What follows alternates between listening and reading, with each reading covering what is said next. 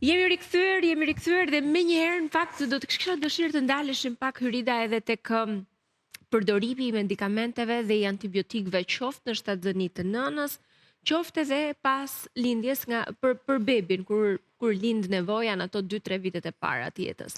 Çfarë ndodh në fakt me organizmin? Së pari unë do të falenderoj pafund që ti ke bërë këtë temë sot dhe kur Agida më ka shkruar kam thënë, po, tema ime preferuar dhe kam çuar djalin me dikë tjetër në shkollë në mënyrë që të vi vetë për këtë temë, sepse kur në 2021-shin unë kam ardhur nga Gjermania e trajnuar për 1.000 ditë të para të jetës në Early Nutrition Academy, përsa i takon 1.000 ditëve të para të jetës, jam parë si një person që flet çuditëra. Dhe më pas më desh që të bëja përsëri një libër që këto çuditëra të ishin pak më të prekshme dhe nuk mjaftoi derisa bëra edhe një kurs të ndarë për nëna dhe për profesionist. Dhe sa herë që flisja në televizion 1.000 ditë e para të jetës, e flasim një herë tjetër, 1.000 ditë e para, e flasim një herë tjetër, a thua se isha duke folur për diçka më pak të rëndësishme se sa çfarë të hanim në stinën e verës apo në një stinë tjetër. Kështu që unë u afascinova nga doktoresha sepse rrallë dëgjoj mjek që e pranojnë kaq mirë mikrobiotën në rëndësinë e saj dhe patjetër që e trajtojnë si një ndër faktorët kyç të evolucionit dhe po themi të ecurisë dhe mirëqenies së një shtatzanie deri tek bebi, sepse nuk duhem parë vetëm si 1.000 ditë, duhet parë si 1.000 shekuj, sepse në varësi të shëndetit të brezave që lindin, ndërtohet dhe shoqëria, ndërtohet edhe shëndeti i një popullate. Dhe kjo pastaj përkthehet në kosto e tjera që të mos i futemi. Megjithatë, unë po futem tek pyetja që ti më bëre. Patjetër që mënyra se si një nën është e ushqyer, është e trajtuar nga ana emocionale, psikologjike, sociale, ambienti e të tjera me radhë ndikojnë jo vetëm tek ajo, por në mënyrë direkte dhe indirekte edhe tek foshnja, te fetusi në rastin kur është ende në bark. Pra, në momentin që ne trajtojmë një grua shtatzan, jemi duke trajtuar 2 individ njëkohësisht, por një popullat në tërësi. Dhe patjetër që marrja e antibiotikëve jo vetëm që do të dëmtoj mikrobiotën e nënës, por në mënyrë padiskutueshme do të ndikojë dhe tek zhvillimi i këtij bebi. Dhe unë nuk po futem fare në aspektet ginekologjike obstetrike se nuk më takon të futem aty, por do të t'jap një rast, një shembull tipik çfarë do të thotë ky diversiteti alfa dhe beta dhe çfarë do të thotë një fëmijë i cili i ndërpritet zhvillimi, po themi, i traktit gastrointestinal, por jo vetëm, dhe shfaqjes së alergjive, sepse publikimet e fundit shkencore gjithmonë në PubMed i referojmë, kanë treguar që fëmijët të cilët lindin në mënyrë jo natyrale, kanë lindur nga nëna të cilat kanë pasur inflamacion të lartë, diabet gestacional, etj. Por, ndërkohë edhe kanë përdorur antibiotik në muajt e parë të jetës, kanë zhvilluar alergji gati edhe të rënda. Megjithatë, sa i takon diversitetit alfa dhe beta, çfarë do të thotë ky? Në momentin që një individi i zhvillohet mikrobiota dhe mikrobioma si materiali genetik i kësaj mikrobiotës, normalisht specialistët identifikojnë diversiteti alfa, që llogaritet numri i baktereve, lloji i baktereve, numri i shtameve të baktereve të një individi të caktuar, dhe diversiteti beta kur ne krahasojmë në nivel popullate. Për shembull, diversiteti i fëmijëve rural, i mikrobiotës dhe fëmijëve rural me fëmijët e zonave urbane, si ndikon edhe pra mjedisi ku ata jetojnë. Por, sa i takon diversitetit alfa që mua ky më intereson më shumë, është pikërisht numri i shtameve dhe lloji i baktereve të një individi, i cili patjetër influencohet nga antibiotikët. Ne dim shumë mirë që antibiotikët janë të nevojshëm kur janë të nevojshëm. Pra, unë nuk mund të dalë do të them, pse jam dietologe, të them që mos përdorni antibiotikët, sepse është jashtë çdo lloj logjike profesionale ta thuash këtë, dhe përkundrazi jam pro çdo lloj ndërhyrje medikamentoze kur është e nevojshme, sikundër dhe suplementare kur është e nevojshme. Por jo të bëhet pa kriter, sepse ne shohim nëna të cilat në momentin e parë që bebi ka temperaturë, të dytën ditë fillojnë antibiotikun pa konsultuar me mjekun.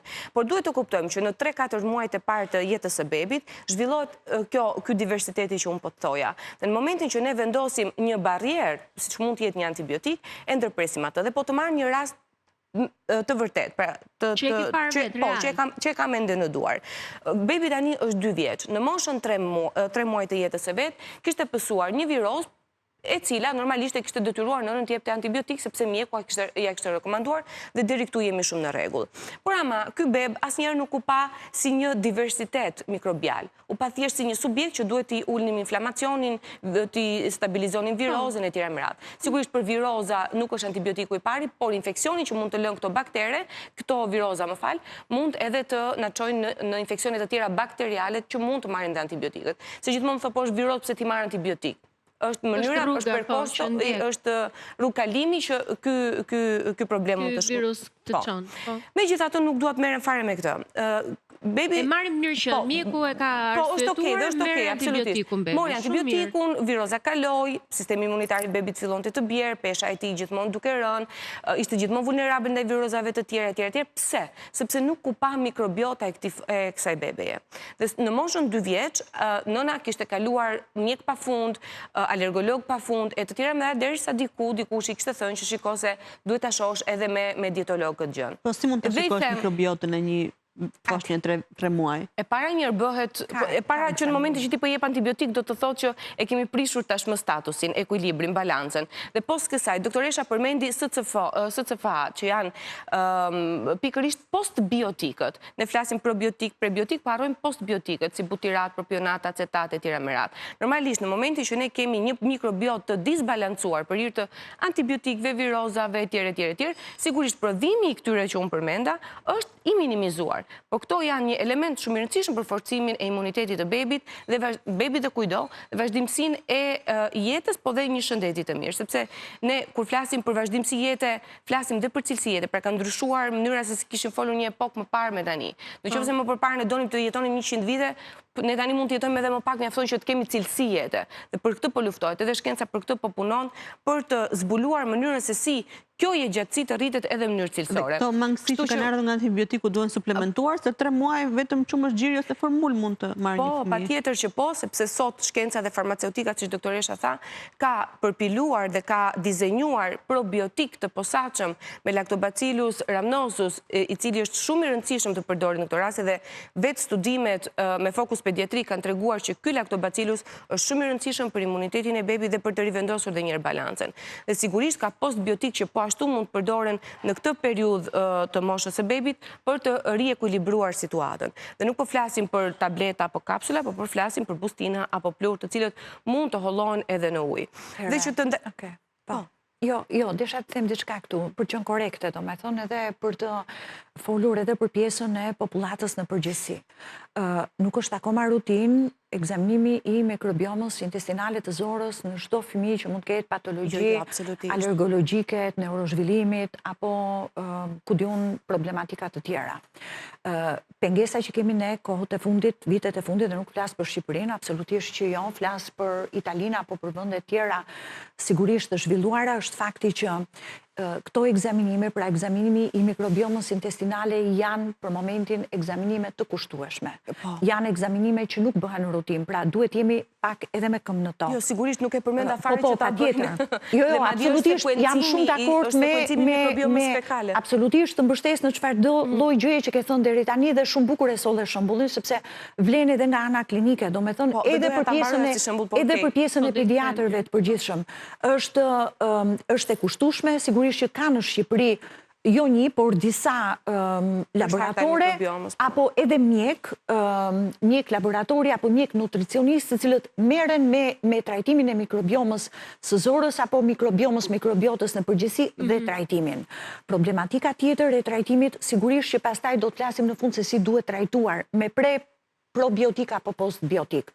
Problematika që po hasim sot, edhe në Shqipëri, po dhe në botë, për përdorimin e probiotikve dhe postbiotikve është fakti që çfarë shtamesh janë shtamet përgjithësuara për gjithë popullatën. Pra, nuk është se është një shtam specifik që i shërben një individit caktuar i cili ka këtë problematik. Dhe e ardhmja do t'jetë drejt këtij fokusi. Pra që t'jetë e personalizuar. Gjëja tjetër, preprobiotikët janë mikroorganizma, që do të thotë varet shumë nga cilësia e tyre, varet shumë, dhe këto e dinë më mirë farmacistët, varet shumë nga fakti se si ky preprobiotik, pra këto suplemente, po themi, po i quajmë, transportohen dhe shkojnë deri në farmaci. merren që nga farmacia dhe i konsumon pjesa e njëse apo individit. Dhe sigurisht por ndikojnë në pjesën e cilësisë. Pra, po shkohet drejt një trajtimi të personalizuar, ka disa forma tani që janë munduar që pre dhe probiotikët të merren pikërisht për bebet e vogla në formë hidrogjeli, sepse problematika tjetër është që u transportuan mirë, por është ndonjëherë e vështirë që këto të kalojnë jo vetëm të gëlltiten, por dhe të kalojnë edhe acidin e stomakut, pra pjesa aciditetit të stomakut është një faktor tjetër pengues dhe të shkojnë deri në zorë dhe pikërisht të shkojnë të popullojnë zorën. Pastaj varet nga faktorët të tjerë individual. Ne nuk e tham dhe po përmendim gjithë këta faktorët që mikrobiota ndikohet nga nëna, nga antibiotikët, nga patologjit, nga mënyra ushqyerjes e të gjitha, por ndikohet shumë dhe nga faktorët individual. Dhe kush janë këta? Vet pH-i që ka për shembull zora, oksigjenimi që ka zora, lagështia, apo faktorë të tjerë që lidhen me vetë individin. Pra, sigurisht që varet dhe nga faktorë individual.